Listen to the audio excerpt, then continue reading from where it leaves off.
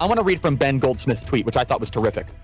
The narrative being promoted by Meghan, friends of Meghan, and the leftist mainstream media and everyone else who hates the royal family and British traditions generally is that the royal couple were driven out of Britain because of snobbery and racism. For Harry and Meghan, independently and together for their entertainment ventures. And if history repeats itself as much as Harry whines that it does. The sort of recollection, the story that coming out now is all the fallout about when calling their daughter Lilibet.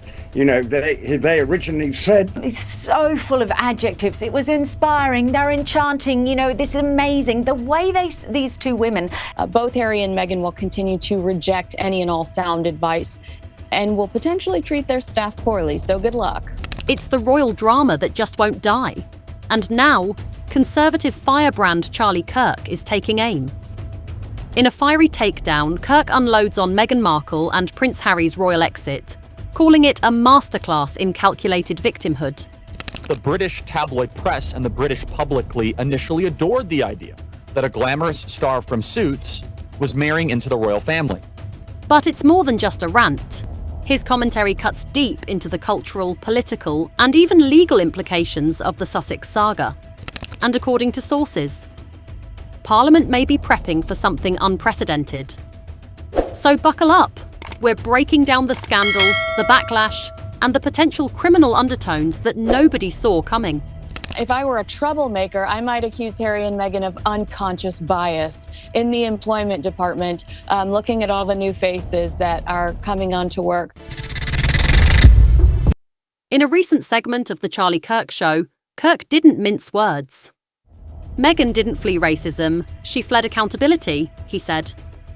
He went on to criticise her obsession with fame cloaked in victimhood, branding Harry as a broken prince led by a woke compass.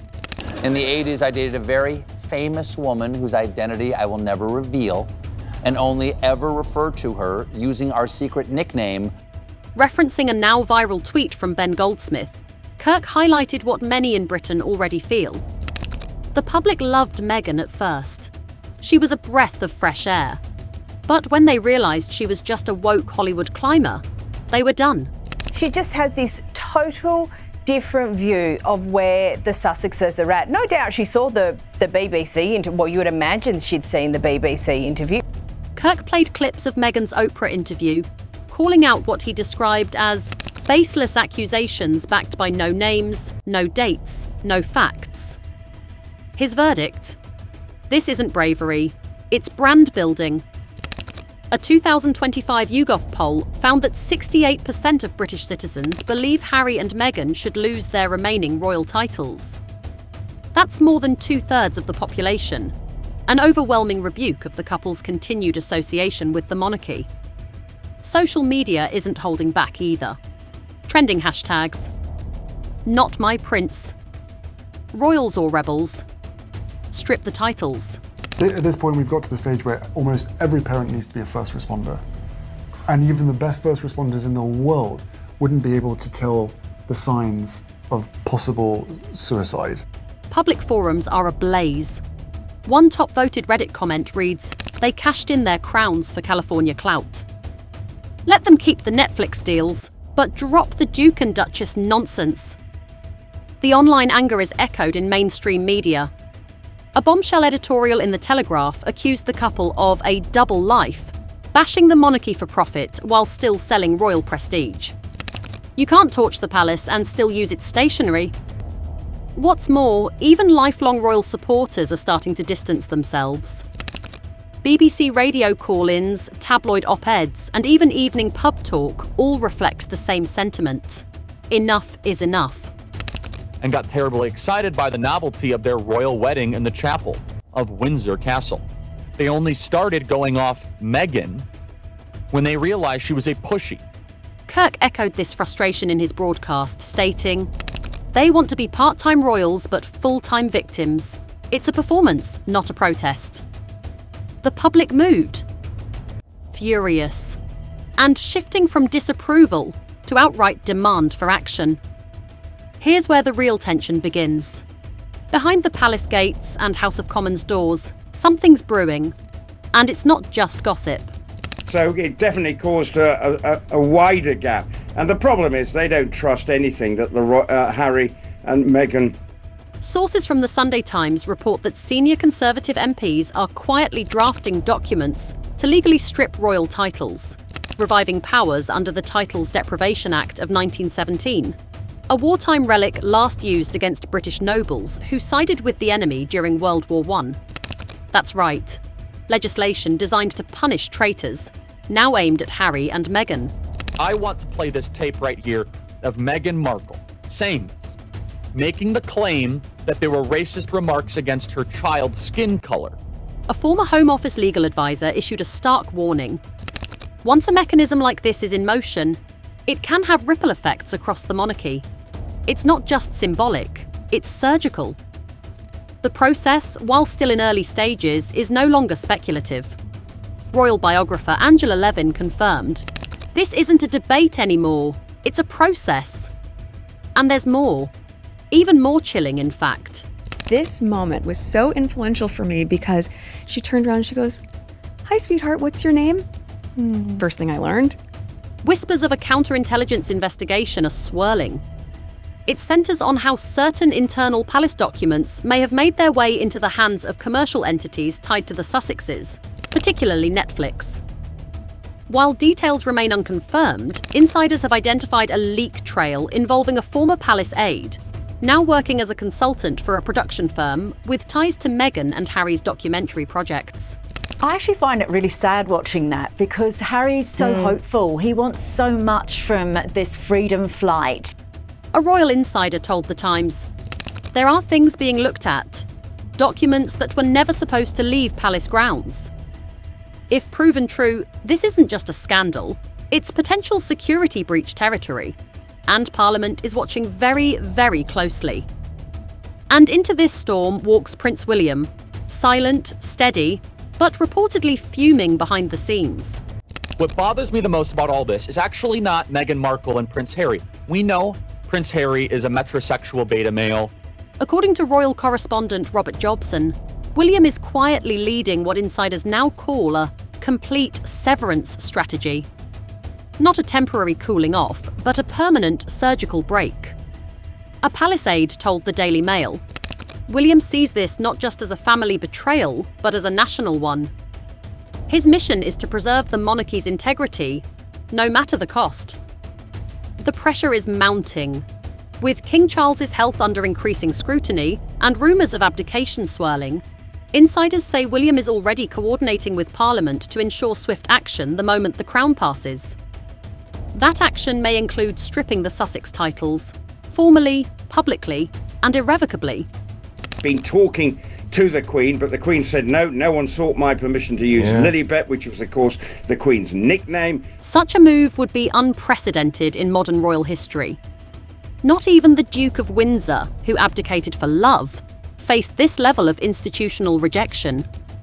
The Mirror even reported a leaked WhatsApp message from a senior courtier that read, "Wills is locked in." It's like watching Henry V. This is Shakespearean in scope. A future king preparing to erase his own brother from the royal lineage. Not out of vengeance, but out of duty. The crown above all. While the UK bristles, Harry's team may be preparing for war. And this time, the battlefield isn't just the press, it's the courts.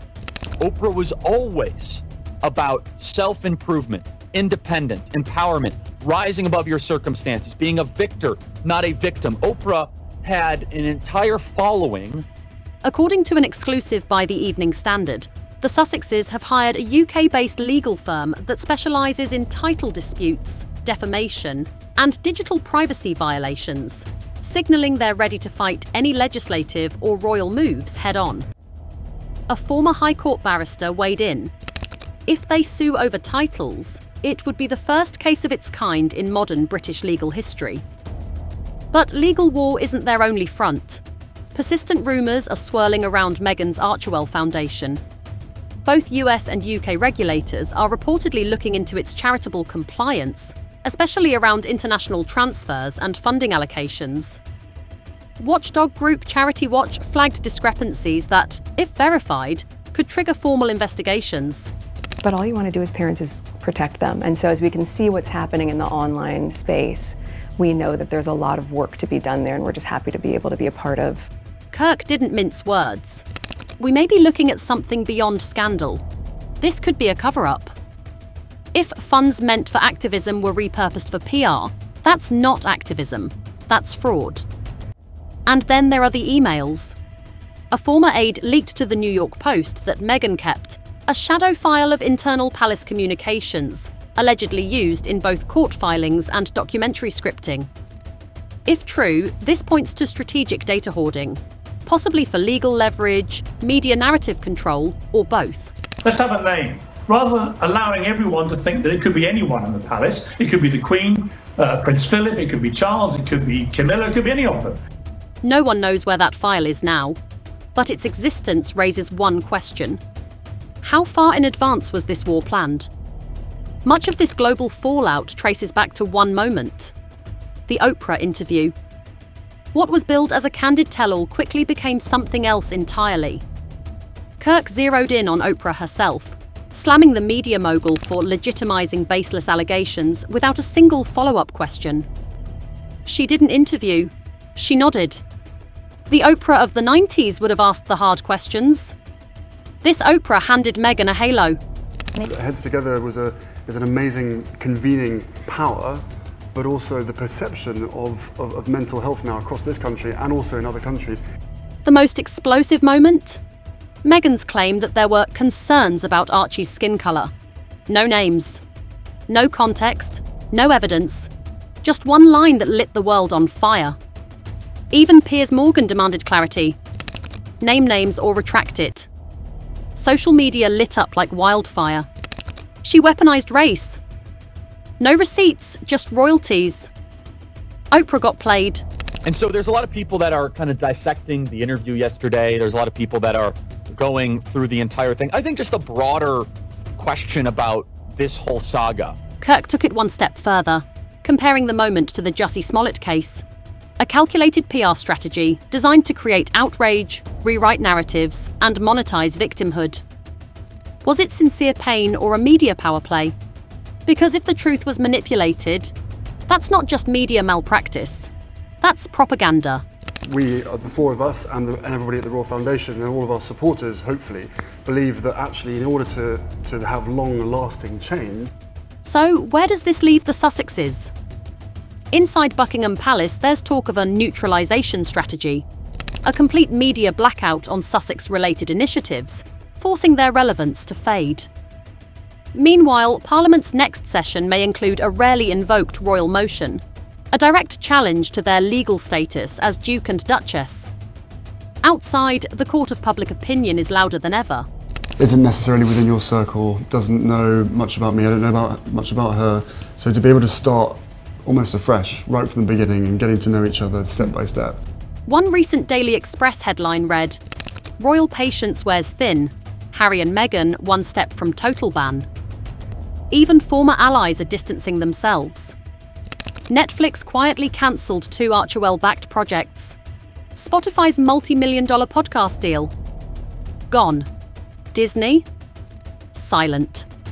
With no specifics whatsoever, no names, no times, no events, but it fits the narrative, and she knows now she can go make a bunch of money, which she probably made upwards of $7 million. Charlie Kirk wrapped it best. They left the royal family for freedom. What they found was fallout. This isn't just gossip. It's the unravelling of one of the most high-profile public narratives of the last decade. From palace halls to parliament floors, from Twitter threads to courtrooms, the Sussex saga is far from over. There's a misconception that because I have worked in the entertainment industry that this would be something I would be familiar with, but even though I'd been on my show for... So what do you think? Did Harry and Meghan expose the monarchy or exploit it? Are we witnessing a personal rebellion or a public scam? What's interesting is I hear a lot of people saying when speaking about girls' empowerment, finding and knowing their worth, or women's empowerment as well. Drop your thoughts in the comments. Should Parliament revoke their titles? Are there criminal implications in the background that haven't surfaced yet? And if you love explosive breakdowns like this, royal drama, political intrigue, and media meltdowns. Make sure to subscribe for more insider tea and uncensored commentary. Because trust us, this royal story is only just getting started.